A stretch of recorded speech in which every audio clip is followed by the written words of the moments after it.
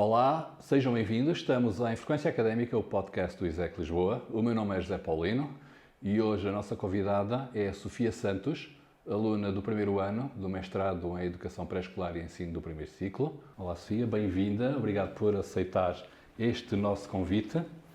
Sofia, carismática, meticulosa, líder, diz alguém que te conhece bem. Reveste nestas características? Acho que sim. Primeiro de tudo, olá José, obrigada pelo convite, é uma honra estar aqui. A honra é nossa. Acho que sim, carismática e líder, acho. Sim, ok. E isso enquadra-se um bocadinho no que ia perguntar assim, que é, chegaste este ano ao ISEC Lisboa e ao fim de meia dúzia de meses, nem tanto, foste eleita Presidente da Mesa da Assembleia Geral da Associação Académica. Qual é que é o segredo? Qual é o teu efeito junto dos teus colegas? Tenho a dizer que foi um pouco menos de um mês, mas acho que tem tudo a ver com um trabalho que é feito antes de chegar ao ISEC. Antes de chegar ao ISEC já tinha uma licenciatura, já tinha passado por várias federações, por várias associações de estudantes e acho que isso me deu o caminho para chegar ao destino que foi ser Presidente da Mesa da ISEC, que é um cargo que aceito com todo o carinho, que adoro estar neste meio associativismo, adoro a política educativa, adoro trabalhar com o Afonso e com toda a direção. E está a correr bem? Está a correr bastante bem. Sim. Pois, como estavas a dizer, já tens todo um percurso neste campo. És também secretária da mesa da AG da ADESLA, não é? E vice-presidente da FNESP, é assim? FNESP-C, exatamente. Ok, portanto és uma pessoa muito ligada ao associativismo. Sim. É algo que me encanta bastante. É algo que me encanta e que me puxa muito estar com os estudantes e realmente lutar pelos valores que deve estar no associativismo, sobre como devemos promover aos estudantes todas as igualdades para que seja o ensino algo justo e algo aberto a toda a gente. Identificas-te muito com estes valores? Identifico-me dos estudantes deste campo. Sim. Okay. E antes foste vice-presidente, deixa eu ver aqui correr a minha cábula, Cultor Cultural e Recreativo da Federação Académica de Lisboa e também embaixadora coordenadora da Futuralia, durante a licenciatura, não foi? Exatamente. Quando estava na licenciatura que tirei na Escola Superior de Educação de Lisboa, fiz parte da Associação de Estudantes da ESLX e depois acabei por ir para o cargo de vice-presidente no Color do Recreativo e Cultural e Recreativo da FAL, da Federação Académica de Lisboa, e sensivelmente no final da minha licenciatura aceitei aquela que foi uma proposta de ser embaixadora da Futuralia, que comecei primeiro como embaixadora e no ano seguinte, como correu tão bem, fui embaixadora coordenadora e é sem dúvida uma experiência que eu aconselho a todos terem, se tiverem essa possibilidade, pois foi incrível, foi muito bom e acho que a Futuralia é um espaço muito bom, do qual o ISEC também acaba muitas vezes por participar todos os anos com a sua banca, onde há uma panóplia de informação para os estudantes e para os futuros universitários ou até mesmo de ensinos profissionais para poderem ter uma escolha mais fundamentada e mais certa. E que experiência, que bagagem é que isto te dá? Estas posições que tens tido, estes cargos, o que é que isso te ajuda em termos depois de futuro, de transpor para a vida também profissional? Olha, primeiro que tudo é importante esclarecer que faço com muito gosto. Faço tudo com muito gosto, muito trabalho, claro que sim, mas com muito gosto e com muita vontade. Acho que se caracteriza pela vontade que tenho realmente de saber mais e de saber como posso fazer a diferença naquilo que é o ensino em Portugal e daquilo que é o ensino superior em Portugal. Como é que podemos fazer com que os estudantes tenham mais possibilidades e maior informação? Porque quando foi a minha vez de ir para o ensino superior, eu senti-me um pouco na corda bamba, sem saber propriamente por onde ir. E sabendo que existem tantas dificuldades no que é o acesso, sinto que fazer parte destas federações e fazer parte da Futuralia ajuda-me a ter a bagagem para que possa depois ter o conhecimento para realmente dar a formação ao que é os futuros alunos. E em 2022-23 fizeste Erasmus na Eslovénia, não foi? Em 2022-2023, Como é que na foi Eslovénia. como é que foi essa experiência? Façam Erasmus, que é algo incrível. Foi incrível. Foi um país novo, foi a primeira vez que saí do país. Saí da casa dos meus paizinhos, com uma mochilinha às costas e uma malinha de porão. E lá foi a Sofia de avião, primeiramente para Veneza, e depois Eslovénia, onde acabei por fazer um complemento ao diploma em ensino outdoor, que gostei bastante. Mostrou-me o que era um ensino além fronteiras, pois o ensino em Portugal é uma coisa, mas apesar de ser Europa, acaba por ter uma visão totalmente diferente, muito mais do que é o ensino lá fora, principalmente nos anos mais pequeninos. Sim, e deve ser muito importante, não é? Ter essa experiência, dá uma riqueza completamente diferente, conhecer outras realidades, não é? Sim. Exato. E depois não. Sim, depois, acho que foi depois que estiveste na Finlândia, não foi? Sim, quando acabei este complemento ao diploma, tive a possibilidade de fazer um estágio. E a Sofia... Estágio em? Estágio em educação, Okay. estágio numa escola. E a Sofia, que adora viajar, que adora sair deste mundo e procurar sítios para onde se meter, pensou, por que não a Finlândia, que tem o melhor sistema educativo do mundo, e vamos lá. Na altura até foi um bocadinho... Foi um desafio grande? Foi um desafio grande, sabes? É uma cultura bastante diferente. As pessoas não são tão calorosas e não quer dizer que sejam antipáticas, até porque não são. Um finlandês, a partir do momento em que te conhece, é o teu melhor amigo. Tenhas-o conhecido há sensivelmente 5 dias ou há 5 anos, um finlandês quando tu conheces é... Mas para quem está habituado aqui ao sol de Portugal, à beira-mar plantado e não sei o quê, e para o frio da Finlândia, não deve ser fácil, não? Ao frio, à neve, ao sol... Adaptaste bem a tudo isso?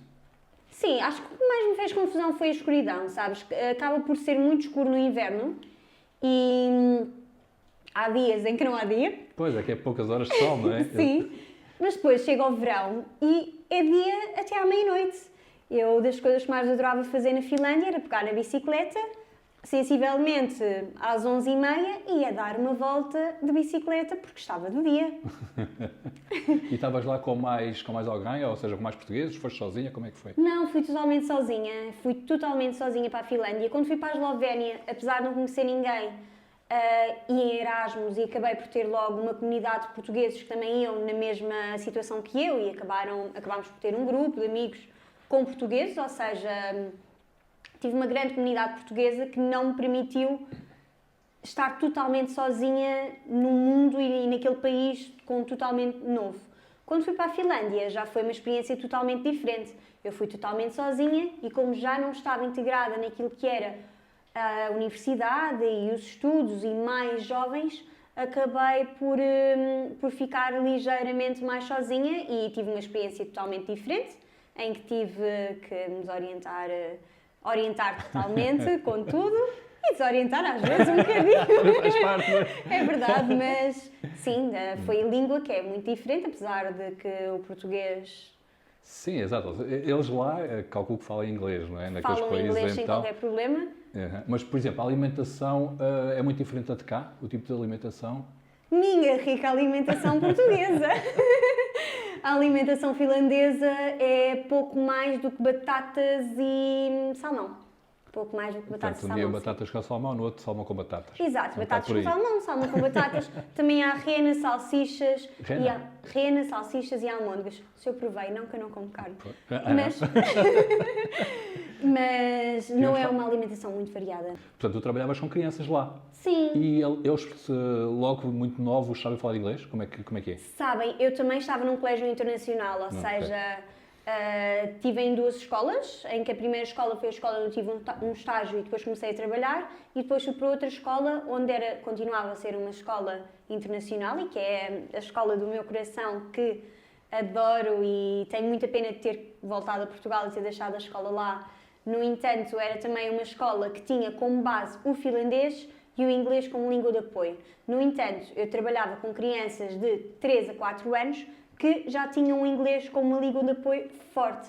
Apesar de a maior parte das crianças serem finlandesas, não haver tantas crianças estrangeiras como havia no primeiro colégio onde eu estive, o inglês já era uma língua que eles acabavam por aprender também pela comunicação com o outro havendo sempre uma professora de ensino de língua estrangeira. E como é que eles olhavam para ti, sendo uma pessoa de uma nacionalidade diferente, de Portugal, do caso, viam-te a ti como completa normalidade? Ou... No início é estranho, e não só eles, mas como nós, porque eu costumo dizer que vou para a Finlândia e sinto-me estrangeira por ser portuguesa, e venho para Portugal e sinto-me estrangeira por ser finlandesa. Claro que não sou finlandesa, mas as crianças lá é tudo loirinhos de olhos azuis. Há um estereotipo de criança finlandesa. E quando chega lá alguém que não fala a língua, que não é loira, não tem olhos azuis, a pele não é tão branquinha, eles acabam por estranhar, mas no entanto é isto que eu adoro na Finlândia, e principalmente na educação que é dada às crianças na Finlândia, que é, somos todos iguais. Podemos ser diferentes, não interessa a cor de pele, não interessa os nossos gostos, mas existe sim uma interligação entre todos, que no final somos todos iguais, e apesar de haver a diferença de eles repararem que eu não sou finlandesa, nunca houve propriamente uma grande discriminação, tendo em conta o não E gostavas de voltar lá? Para trabalhar? Sem dúvida. Sim? Sem dúvida. Admites isso? Admito isso. É? Ok. Deu tempo para ir à Lapónia ou não? Deu tempo para ir à Sim, Lapónia. ver o Pai Natal? Ver o Pai Natal, as auroras boreais, os huskies. Deve ser muito giro. Foi incrível, foi incrível. Da Finlândia para Angola, tu tens um projeto de apoio a crianças, não é? Tenho. Como é que projeto é esse? Tenho o meu querido Espaço Mágico. Foi um projeto que nasceu em 2023 e nasceu com muita vontade de fazer algo diferente e algo novo. Eu tinha uma sócia, a minha querida Augusta, em que tomava conta dos filhos dela sempre que ela vinha para Portugal, e quando ela foi para Angola, nós continuámos a manter o contacto e começámos então a ter algumas explicações, digamos assim, com os filhos de como é que devíamos lidar com certos problemas, apoiava em relação a estudos, primeiros socorros e sobre principalmente como falar com os outros, em que eram dois irmãos que tinham muitos conflitos e acabavam por ter muitos conflitos na escola. Era uma lacuna que havia com muitas crianças em Angola, que era a educação, que muitas vezes era desvalorizada e muitas vezes nem tinham sequer essa possibilidade. Então o que fizemos foi, numas férias de verão, criámos um espaço, que era o Espaço Mágico, onde as crianças podiam ir e tínhamos certas atividades, das quais dava sempre apoio, para haver uma maior motivação do que era as crianças para a escola e também qual o comportamento que elas deveriam ter, pois muitas vezes a educação que é dada não é a mais adequada e esse espaço era um espaço para que as crianças pudessem ter um espaço mais confortável para crescer e aprender em segurança. É fácil adaptar consoante as crianças com quem tens de trabalhar diariamente? Sabes que não é assim tão fácil, porque quando trabalhamos com as crianças, não trabalhamos só com as crianças, e principalmente quando estava a fazer o projeto com Angola, trabalhava muito também com as pessoas que estavam diretamente com as crianças, porque apesar de eu estar muito tempo com elas a nível virtual, através de uma câmara, quem estava realmente na ação era quem realmente acabava por estar com elas. E nós planeávamos as atividades, eu lembro perfeitamente, na altura estava na Finlândia presencialmente a fazer atividades para as minhas crianças na Finlândia e estava ao mesmo tempo, a nível virtual, a planear as atividades para as crianças em Angola. E é incrível que, como as crianças são tão iguais e tão diferentes, que uma atividade que funciona muito bem num lado, se calhar não funciona tão bem no outro. E isto tem a ver com diferentes Pois, exato, diferentes culturas, diferentes realidades. Exatamente.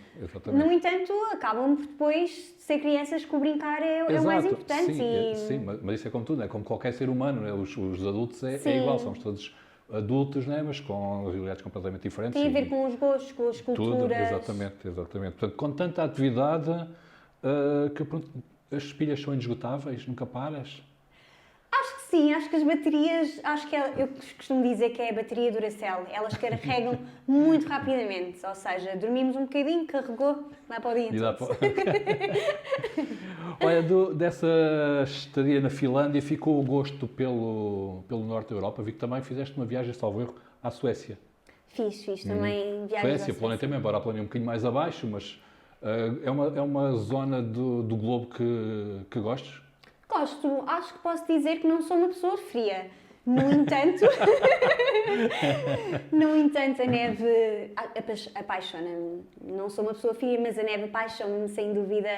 Gosto muito dos países frios e gosto muito do rigor que é países frios. Nada como Portugal e um olá à entrada de um autocarro, ou um bom dia a um desconhecido, ou um beijinho e um até já a quem passa na rua. Mas os países nórdicos acabam por ter uma civilização e uma qualidade de vida que não temos cá, e daí ter-me apaixonado um bocadinho pelo norte da Europa. Paixão tens também, como aliás já disseste há pouco, por viagens, não é? Sim. Itália, Croácia, Áustria, Eslováquia, República Checa, Hungria, Estados Unidos, o que é que falta? Falta a Ásia. Acho que nunca fui à Ásia. Está na agenda, qual é? Algum sítio em específico? Gostava muito de ir à Indonésia, à Tailândia, ao Japão, à China, à Índia. Um bocadinho de tudo. É uma parte cultural que te seduz também? Essa parte asiática? Sim, oriental? sim. Gosto muito da diversidade de culturas que existe e gosto muito de trabalhar com a diversidade e com as diferentes culturas.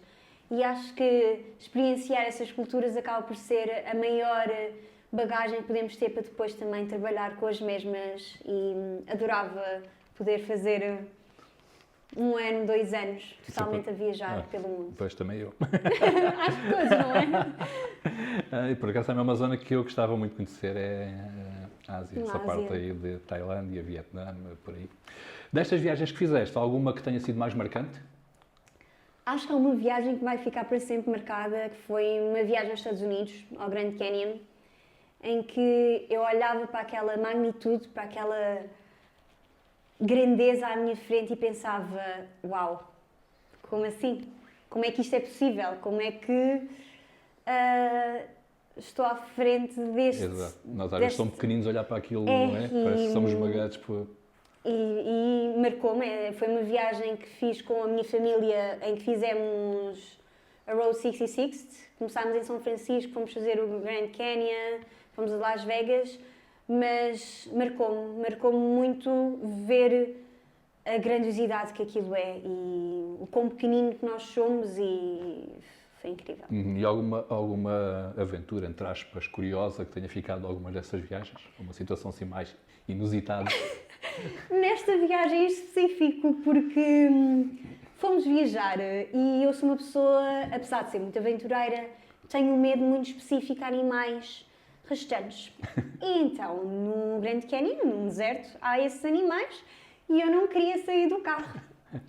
Não queria sair do carro, e quando decidi sair do carro, percebi que o meu irmão fechou o carro com as chaves do carro dentro. Importante dizer que estávamos num deserto.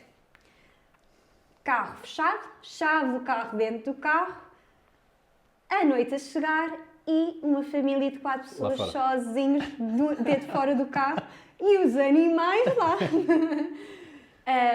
Foi uma experiência que um anjinho caiu do céu, porque lá apareceu uma autocaravana que ligou, porque aquilo ainda piora. Porque aquilo era um feriado nos Estados Unidos e num lugar sem rede, ou seja, nós não estávamos a conseguir ligar para lado nenhum. Mas essa autocaravana passou. Não eram portugueses. Não eram portugueses, mas tinham uma bandeira do Brasil. Cantaram connosco La Vie en Rose, que é uma música que irá ficar para sempre gravada devido a esse motivo. Claro. E foram eles à procura de ajuda. Foram com o seu telefone, com a autocaravana, ficaram com os nossos contactos e com a nossa localização e, passado sensivelmente, deixaram-nos um galão de água, um garrafão de água, chocolate e mantas, porque estava a ficar muito frio. Estava a ser até ligeiramente assustador, isto agora dizemos assim a gritar, mas... Exato, agora dá vontade de rir, mas na altura, mas na altura não de... dava vontade de chorar. E passado sensivelmente 1 hora, 2 horas, e importante dizer que nós não tínhamos sequer os telefones, não tínhamos nada, apenas tínhamos uma câmara connosco, ou seja, não tínhamos nada. Passado sensivelmente umas horas, nós já tentámos partir o vidro e depois também não dava, porque com 4 pessoas num carro pequenino, era que vidro é que iríamos partir, porque depois também não sabíamos bem onde é que estava a chave e aqueles carros todos modernos, ou seja, não era só partir um vidro, não era a solução propriamente, não iria solucionar assim grande coisa. Chegou o reboque E foi um alívio, porque depois nós, quando fomos para pagar o reboque, eles já tinham pago. Poças, os senhores merecem um lugar... Por isso, foi uma situação que irá ficar para sempre guardada. E nunca temeram que eles tipo, fossem embora e não dissessem mais nada, nem ajudassem nada? Pois, exato, imagina, eles não tinham, nós não tínhamos nada para dar, eles é que nos deram tudo. E lembro-me que eram russos, agora que estou a lembrar, eram russos, não estou em erro. E depois disso voltaram a falar com eles ou não? Temos o Facebook, mas nunca tivemos assim um contacto. Lembro-me que após isso tentámos até convidá-los a Portugal e tentar falar, mas nunca houve novamente contacto. E como é que é perder 3 voos logo? É verdade. É verdade. Então, vou explicar. Eu estava para ir para a Finlândia a trabalhar no dia seguinte e perdi 3 vezes o voo. Nenhuma delas foi culpa minha.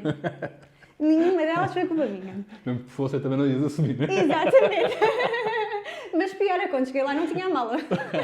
Também já me aconteceu, mas... Então, fui uma primeira vez, não havia lugares no avião. Pensei, ok, tudo bem. Ainda tenho mais um dia, que vou no dia seguinte, pronto, olha, não vou trabalhar um dia, mas vou no dia seguinte, está tudo ok. As crianças ainda estão de férias, não há grande problema, que era neste caso a situação que foi a seguir ao Natal. Eu pensei, não há grande problema. Vou no dia seguinte, não há lugar. Eu penso, ok, não há lugar novamente, o que agora? Como é que eu vou viajar? Eu tenho mesmo de trabalhar, já faltei um dia. Não havia lugar. No segundo dia, fui no cockpit. Olha, valeu a pena. Vamos bem. E foi assim. Foi assim. Podia ter sido perder, correr para apanhar o voo. Não havia lugar e não havia também indemnização depois, mas também... Pois, exato. E os voos é sempre um stress. É sempre um stress. Exatamente. E eu nunca pensei que queria tanta gente ir para a Finlândia naquela altura. Fiquei em Portugal, que aqui é que estava frio. Eu só pensava, não vão para lá que está muito frio. Olha, com tantos voos, decidiste aterrar aqui no ISEC Lisboa. Decidi aterrar aqui no ISEC Lisboa. Como é que surgiu o ISEC? Como é que surgiu o mestrado? Ainda por cima tu vens de fora, portanto, tu não fizeste aquele percurso de fazer aqui a licenciatura e depois o mestrado, não. Fizeste a licenciatura noutra faculdade e depois vieste aqui para o mestrado.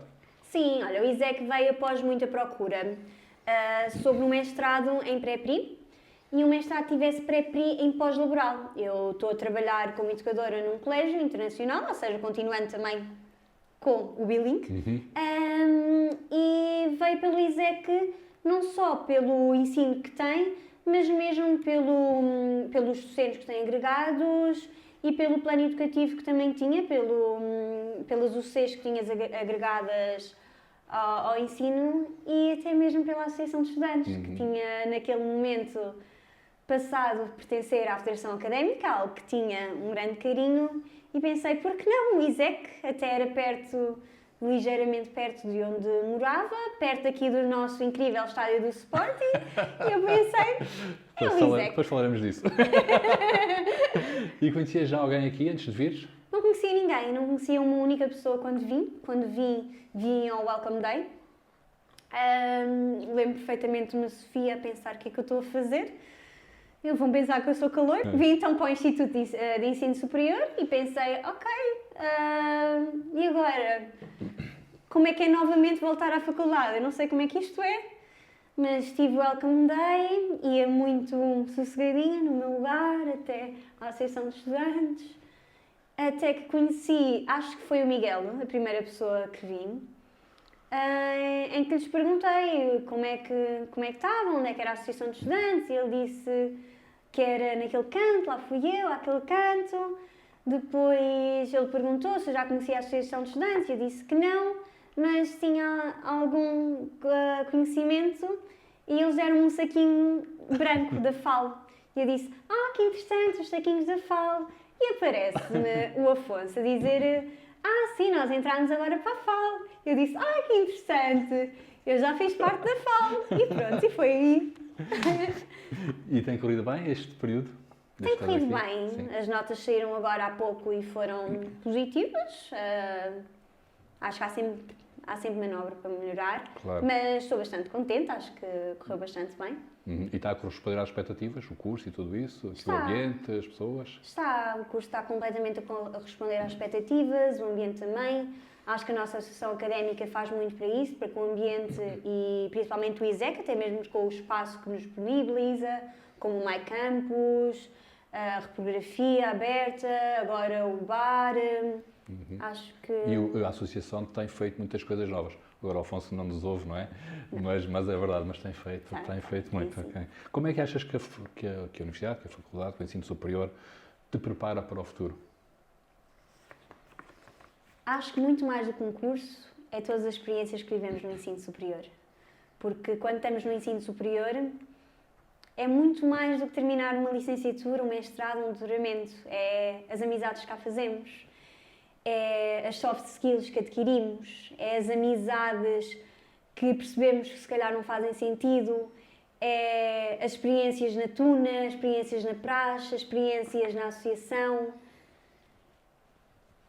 É o caminho que percorremos até termos o diploma. Porque termos o diploma é o que viemos cá fazer. Exato, mas foi dar todo um percurso. Mas todo o percurso acho que é o mais importante. E é fácil conciliar estudos, trabalho e tudo o resto?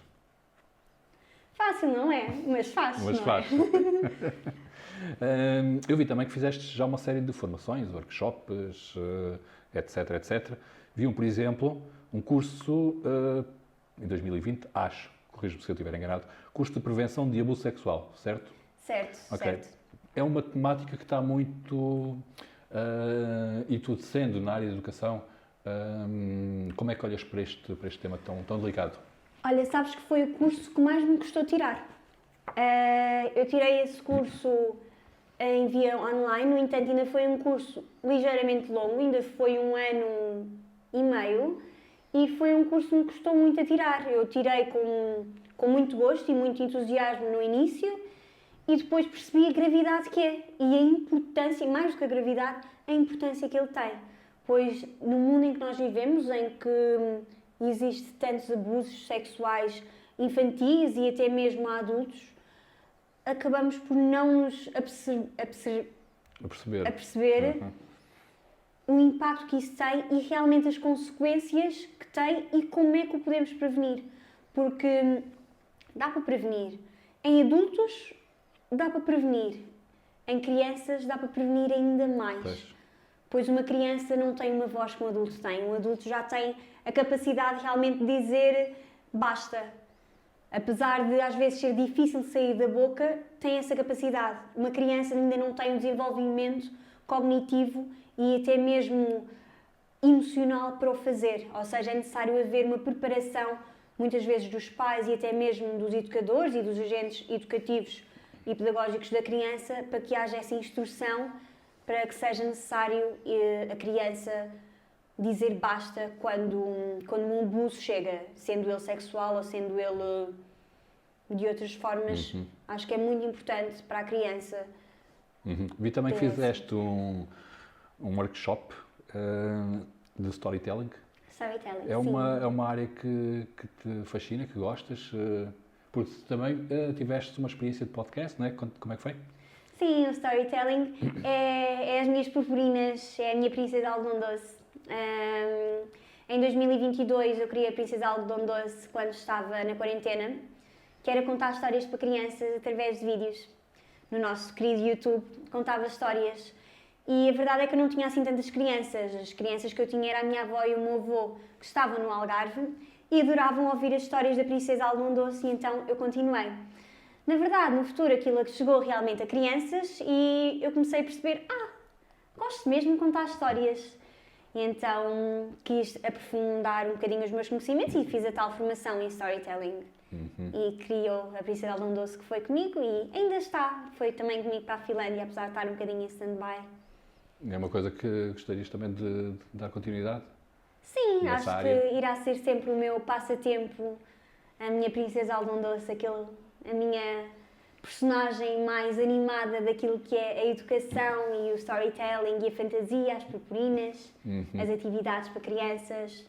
Mas sim, é sem dúvida algo que, principalmente no futuro, quando realmente terminar a licenciatura, o mestrado e estiver ainda mais centrada naquilo que é a educação infantil, tanto para o primeiro ciclo como para o pré-escolar, que irei querer abordar e explorar um pouco mais. Ok. Também já fizeste, ou já tiveste ligado a um podcast, não é? Portanto, agora estás aí nessa cadeira, mas podíamos perfeitamente trocar, não é? Podemos. Como é que foi essa experiência? Foi boa, foi boa. Foi um podcast com estudantes universitários que falávamos sobre vários cursos e quais eram as suas experiências com os cursos e em diferentes universidades, faculdades, institutos de ensino superior e até mesmo profissional. Cheguei também a falar com alguns professores e foi uma experiência bastante boa. Foi um conhecimento em que... Foi uma experiência em que eu podia dar aos outros estudantes aquilo que era as questões que mais surgiam sobre aquele curso, que muitas vezes acabava por fazer uma pesquisa sobre quais eram as perguntas mais pertinentes para aquele curso ou para aquela pessoa em questão e depois eu tinha as respostas e era depois publicado para todos os estudantes terem maior conhecimento sobre aquela instituição ou curso. Nós estamos a gravar este episódio no Dia Internacional em Memória das Vítimas do Holocausto e há pouco tempo assinalou-se o Dia Internacional da Educação, sendo que um dos propósitos é contribuir, a educação contribuir também para a paz mundial. Sendo tudo a educação e aliando também estes dois fatores, achas que a educação atualmente está a conseguir cumprir esse papel, contribuir para a paz mundial? Eu acho que sim. Eu acho que há sempre muito para melhorar e quando falamos muito da guerra, devemos falar na paz. Pois há guerra e a guerra sempre haverá, infelizmente. Temos guerras que irão ultrapassar anos e anos e irão cá ficar, seja por motivos políticos, religiosos. No entanto, mais do que a guerra, devemos nos focar na paz e naquilo que poderemos fazer a diferença. Existe uma música que é All We Need Is Love. All we need is love, love. Dá-me o teu amor e eu dou-te o meu. Para que tanta luta? Se no fim ninguém ganha, ainda vamos a tempo de espalhar a mensagem. Mas é espalhar a mensagem que este som transmite, porque é importante. Há muito caminho pela frente, há muitas lutas por enfrentar, mas mais do que lutas, há muitas vitórias por alcançar, pois todos os direitos que nós temos no dia de hoje foram uma batalha no passado. E a educação é o pilar disso. É necessário instruirmos as crianças hoje para que não cometam os erros do passado ou os erros do amanhã. Pois acredito que se tivermos crianças instruídas no hoje, no futuro irá ser muito mais civilizado, irá ser muito mais informado e serão escolhas muito mais conscientes do que aquelas que foram nos anos passados. Isso com as crianças, há também o outro lado, e que os pais, por vezes, os pais, não eram os pais, os professores falam, e sim, tem a ver com os pais, com a atitude dos pais, que às vezes não é assim tão fácil para os professores. Tu, na tua experiência, a lidar com crianças, a trabalhar com crianças, sentes também isso da parte dos pais, essa dificuldade da parte dos pais? Um educador e um professor costuma dizer, e acho que é algo muito comum, que é o problema muitas vezes não são os filhos, são os pais. E isto vem muito desde a minha experiência com a docência, que também não é assim tão grande. Eu estou na docência há sensivelmente 3, 4 anos. É porque as crianças passam tempo connosco e nós conseguimos realmente os instruir, conseguimos brincar, conseguimos falar e conseguimos ensinar os valores e conseguimos ensinar o que está correto, não, na nossa perspectiva, o que é correto. Com os pais nós não conseguimos ter essa proximidade, ou seja, nós não conseguimos dar a informação que damos às crianças, dá-las diretamente aos pais, devido muito ao tempo que não passamos tanto com eles. Mas achas que é porquê isso dos pais? Eles não entendem a mensagem que vocês passam? Acho que muitas vezes tem a ver com as opiniões mesmo deles, tem a ver com as culturas, tem a ver com o que foi o passado dos pais, tem a ver muito com as ideologias que eles possam ter, pois há pais que têm ideologias mais primitivas, há outras que preferem mais uma liberdade E está tudo certo, pois eu calculo que todos os pais, numa generalidade, queiram sempre o bem para as crianças, Claro. tal como nós, educadores, e está ok o nosso ponto de vista não ser o mas mesmo tem do de deles. respeitar o mas vosso papel, não é? Também. muitas É vezes preciso. acontece que Exato, nem exato. sempre. Pois, Nem às vezes não é sempre fácil, não é? Ok. E qual foi assim, a manifestação de carinho, ou a maior manifestação de carinho que recebeste de um aluno? De um aluno, olha, ah, Sofia, dás-me um abraço. É fofinho e às vezes Sofia, sabes? Quero-te contar isto. Sofia, sabes? Gosto muito de ti. Olha, Sofia, sabes? É o contar, é o perguntar se nós sabemos, pois é uma chamada de atenção. E quando eles estão a partilhar algo connosco, é algo que me toca muito. E eu espero ter sempre os braços abertos para uma criança, mas mais do que uns braços, eu quero sempre ter um coração e uns ouvidos. Pois sempre que uma criança chega ao pé de nós, ela chega com vontade de falar algo. Mesmo que não seja com palavras, é com ações. E daí eu acho que o maior ato que eu tenho numa criança é um abraço, é um carinho, é um contar um dia, uma partilha. Acho que vai ser sempre É a maior recompensa que a vocês maior podem recompensa receber. que nós podemos ter. Sim. Há pouco tempo um grupo de professores pediu, se é que podemos dizer assim, a proibição do uso de inteligência artificial nas universidades. Então, dizia que os alunos estavam a tornar-se cretinos digitais. Concordas também com esta posição ou nem por isso? Não concordo. Eu acho que a inteligência artificial já cá está há muito tempo, tal como podemos ver com o Google, e a inteligência artificial veio para ajudar. Depende muito da forma como o docente e o aluno interpretam e usam a inteligência artificial, pois uma inteligência artificial é usada como uma ferramenta e não como uma solução.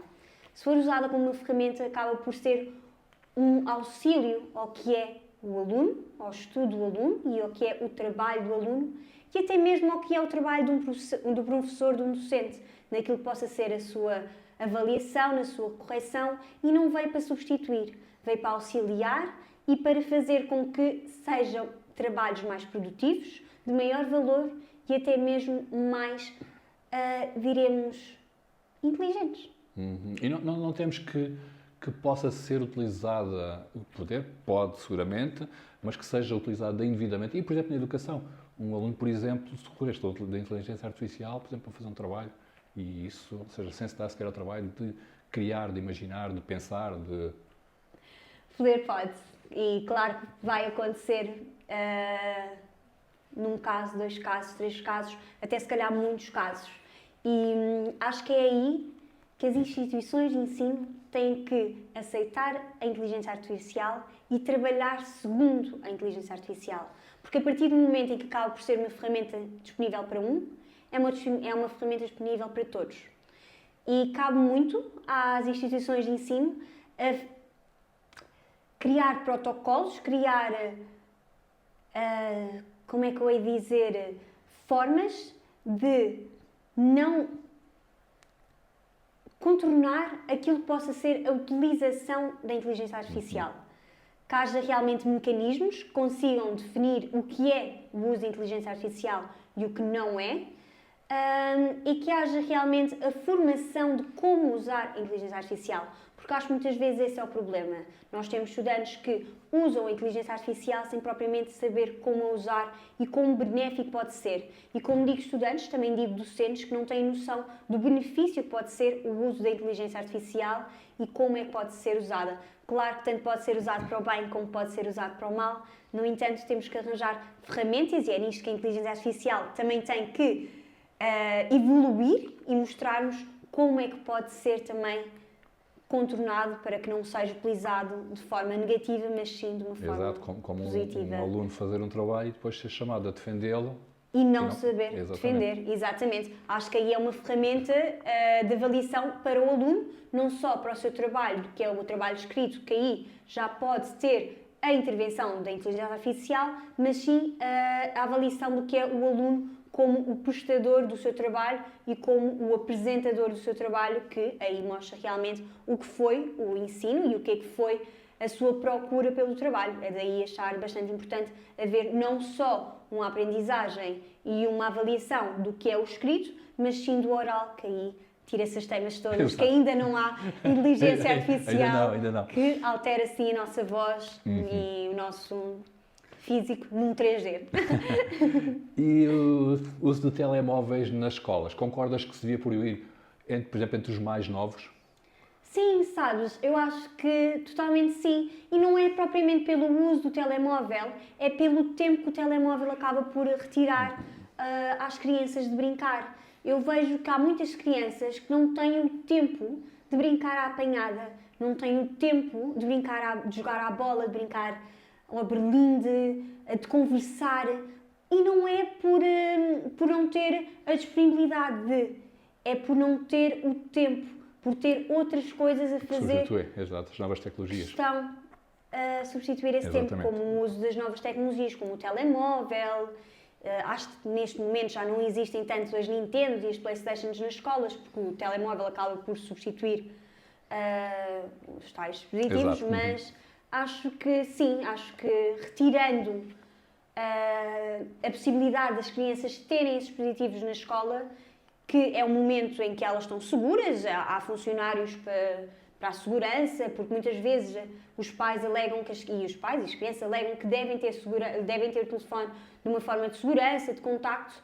Eu acho que uma segurança na escola está garantida a partir do momento em que existem funcionários que lá estão com as crianças e acho que ao retirar os telemóveis estamos a dar o tempo para as crianças até mesmo se aborrecerem e aprenderem a brincar, porque há crianças que não sabem o que brincar porque não se aborreceram e às vezes aborrecer é necessário sentir o tédio para aumentar a criatividade do que é brincar, o que é que posso fazer para brincar. Exatamente. Estavas há pouco a falar de Alvalade.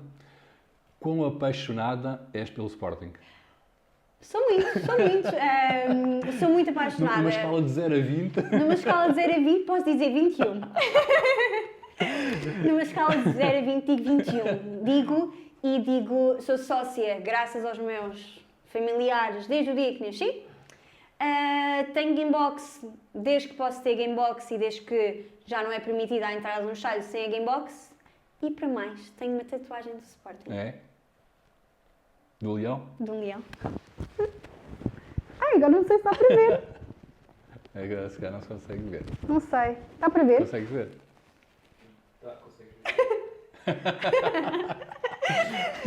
Quando é que fizeste essa tatuagem? Sensivelmente, foi há sensivelmente um ano atrás. Não foi quando o Sporting foi campeão. Porque quando o Sporting foi campeão, eu estava na Finlândia a ver os voos para ver se podia cá vir. Mas não podia porque o trabalho assim não o permitia. Senão tinha vindo. Mas vais constantemente ao estádio? Vou constantemente ao estádio, tenho Gamebox e mesmo quando estive na Finlândia continuava a ter Gamebox, o que me livrava de voltar e não ter como ir ao Sporting, ou vir e não ter como ir ao Sporting. Daí... E é futebol ou gostas das modalidades em geral, do desporto em geral? Gosto do Sporting e quando uma Sportingista diz que gosta de Sporting, por norma, gosta de tudo. Não sou adepta do Sporting Clube de Portugal, sem gostar do hóquei, do handball, do voleibol, do basquete, tudo o resto. E claro, gosto também muito do futebol, mas tenho-te a dizer, das modalidades que mais gosto de assistir, está entre elas o futebol, mas está muito o hóquei e patins e o handball, que são das minhas modalidades favoritas e da qual visito muito o pavilhão João Rosta para as assistir. Praticaste alguma modalidade? Ginástica, natação, muita natação, muita natação. Ainda praticas ou já não? Não, graças a Deus. Não, sabes que gostava muito de natação, mas ainda bem que terminou, porque aquilo era muito cansativo e eu costumo dizer que eu gostava de estar lá. O processo até ir para lá, já não gostava.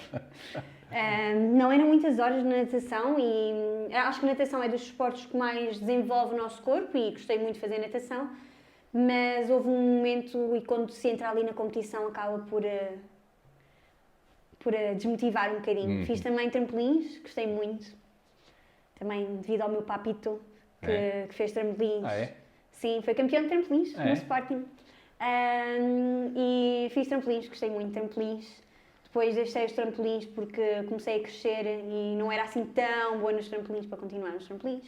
Fiz também kickboxing. Queria muito fazer balé, mas o meu jeito também não era assim muito. Então ainda bem que não fui para o balé. Ou o tempo que lá estive não foi assim tanto. Portanto, multifacetada, fizeste uma série de coisas. Sim, experimentei um bocadinho de tudo. Ok. E hoje em dia, no pouco tempo que te resta entre o trabalho, o estudo e tudo isso, o que gostas de fazer? Os tempos livres? Olha, eu gosto muito de ler. No tempo livre que tenho, gosto muito de ler. Adoro jogos de tabuleiro. Algum em particular? Gosto muito do Catan. Gosto muito do Monopólio. Gosto muito do Cluedo. Gosto muito do Estoril. Há muitos jogos que gosto. E música, gostas? Gosto. Mais dançar, a cantar. É? Mais Sim. dançar? Sim. E costumas ir a concertos? Costumo. Sempre fui muito a concertos quando era mais nova e é algo que continuo. Qual é que foi o que mais gostaste? Ficou assim... Olha, o que me ficou mais na memória foi o primeiro concerto que fui, assim mais a sério, e sem os meus pais, foi o concerto da Beyoncé, em 2016, não, 2014 provavelmente, em que fui com a Joaninha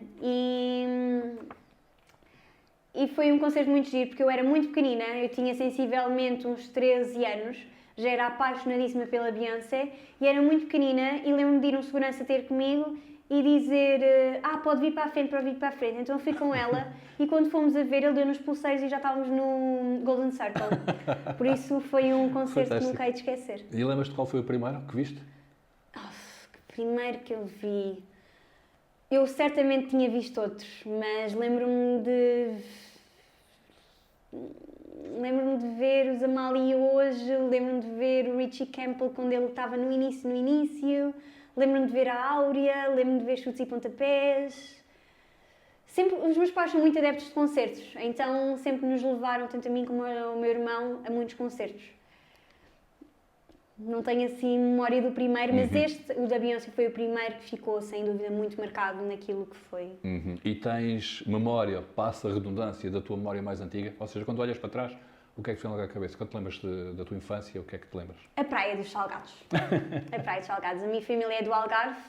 Nós passamos muito tempo no Algarve. Os meus avós são de lá. De Albufeira, Silves, Tunes. E costumamos sempre ir para a Praia dos Salgados. E das memórias que eu mais tenho de mais nova é estar na Praia dos Salgados, a ver o pôr do sol com a Joana, com o meu irmão, com os meus pais, com os meus primos. Mas tu nasceste aqui? Eu nasci cá. Ok. E tens boas recordações da infância? Tenho muito boas. No Sporting também. Com os meus avós, tenho muitas recordações de infância com os meus avós.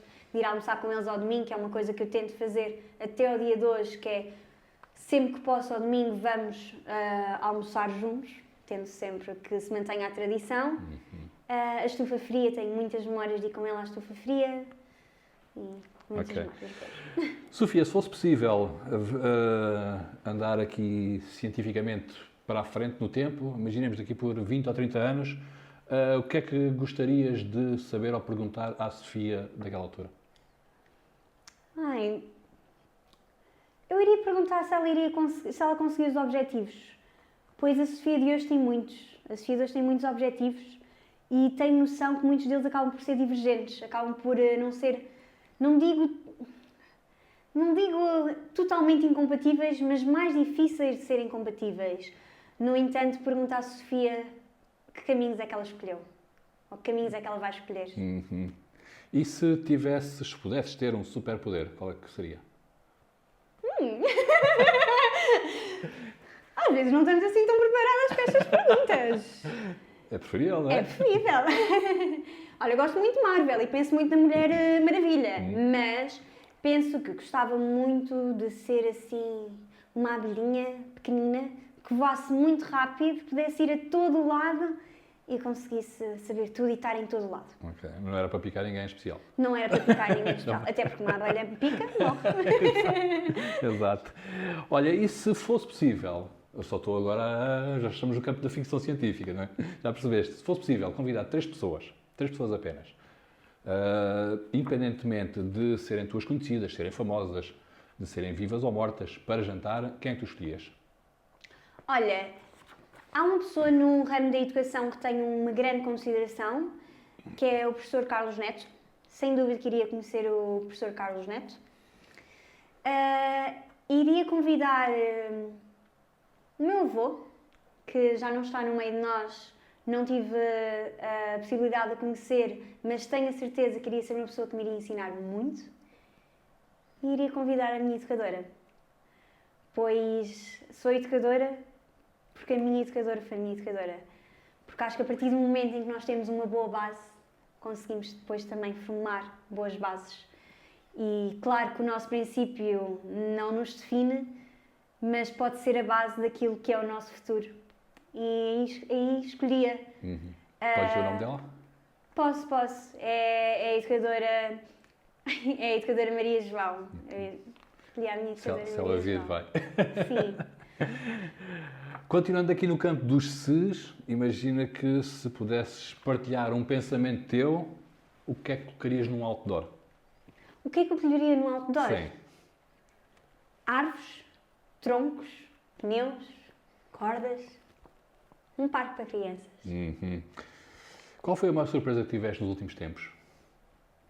Sabes que esta surpresa pode ser ligeiramente estranha, mas eu quando vim para Portugal, eu não queria ter vindo para Portugal, mas tenho a dizer que a maior surpresa foi ter vindo para Portugal. Mas a maior surpresa foi agora ser novamente tia. Não, mas ter vindo para Portugal foi a maior surpresa porque eu não queria propriamente vir para Portugal. Vim por motivos familiares e porque assim teve que ser. Mas foi a maior surpresa porque eu olho para trás e penso, claro que sim. Ok. Faz todo sentido. E se fosses um animal, qual seria? E porquê? Um leão. Não, Pois. o meu animal favorito. Para que é que eu perguntei? É verdade. Não, o macaco é o meu animal favorito. Acho um animal muito divertido. No entanto, acho que um leão era o animal que eu gostaria de ser. Uma leoa. Muito bem. E qual foi a comida mais estranha que já comeste? Mais estranha. É uma coisa esquisita mesmo. Sim, estranha. Eu comi uma... Eu nem sei o que é, mas era um género dos músculos e para mim, polvo é sempre algo estranho de comer. A textura do polvo que é sempre estranho. Mas foi os molúsculos que comi na Eslovénia, que eu não sei bem o que aquilo era. Porque eu pensei que no início aquilo era um género de umas ostras, mas é uns molúsculos que... Não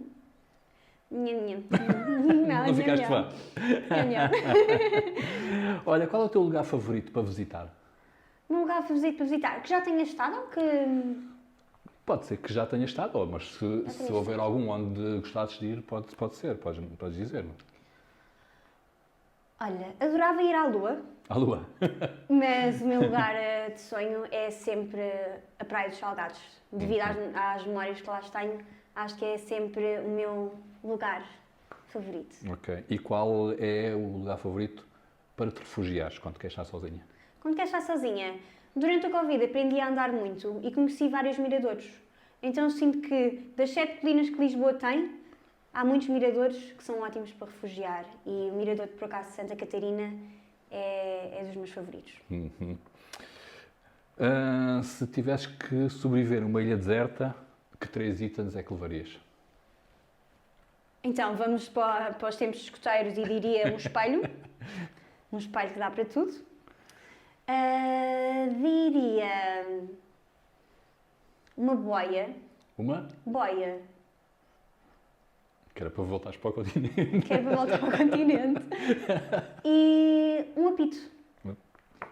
Um apito. Exato, passaste algum barco. Pois, exato. É que sabes que eu pensei nos flashlights, no fireworks. Sim. Mas depois pensei que só dá para uma vez. Um apito, se calhar dá para mais vezes.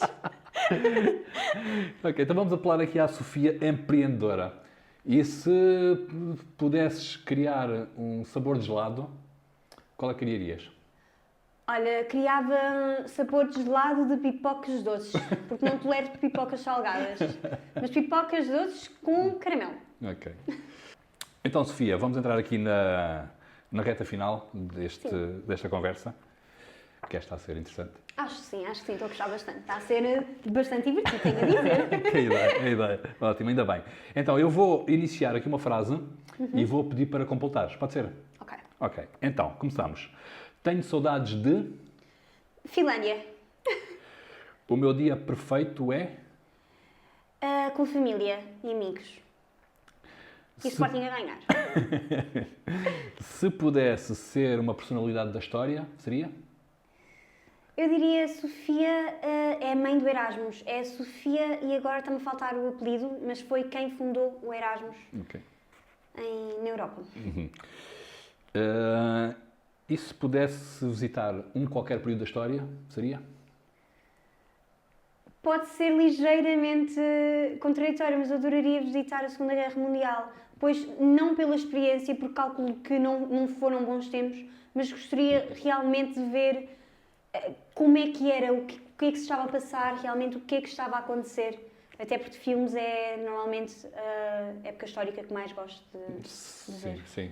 E ainda por cima hoje, que estamos Sim, no dia exatamente, que é, tendo não é? em conta o que estamos a passar, Exatamente. adoraria poder ter um flashback para a Segunda Guerra Mundial só para ver como era. Claro, sem passar, porque de Exato, todo e que não porque- tenha sido um bom momento. Exato, e fazer assim ao Hitler. Sim, exato. Umas perguntas muito rápidas agora, para também para uma resposta rápida. Ok. Então, uma comida que gostes? Tomatada, com batata frita e ovo escalfado. E uma bebida? Água ou limonada de morango, Hum. sem açúcar. Muito específico. Um filme? Está-me a ver Titanic, mas nem é assim tão especial. Melodia do Adeus. Melodia do Adeus. Ok. E uma série? Atualmente está a ser a Designated Survivor. Tipo de música que gostas? Ouves tudo? Sertanejo. Ouço um bocadinho de tudo, mas um sertanejo. Acaba de ser- E tens algum cantor ou banda preferida?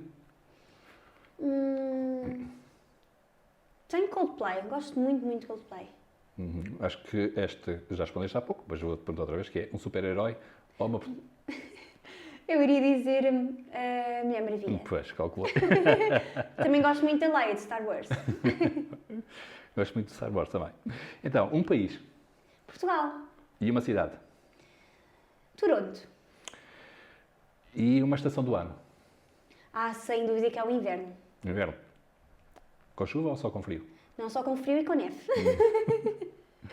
Voltamos outra vez aos nórdicos, aos países nórdicos. Ok. Acho que há um padrão. Praia ou campo? Praia. Cinema ou teatro? Teatro. Sofia, o que te faz rir? Crianças. E o que te faz chorar? Um pôr do sol que não acaba. Obrigado, Sofia. Foi um prazer por ter estado aqui connosco. Chegamos ao fim assim, deste episódio. Obrigado também a quem nos acompanhou.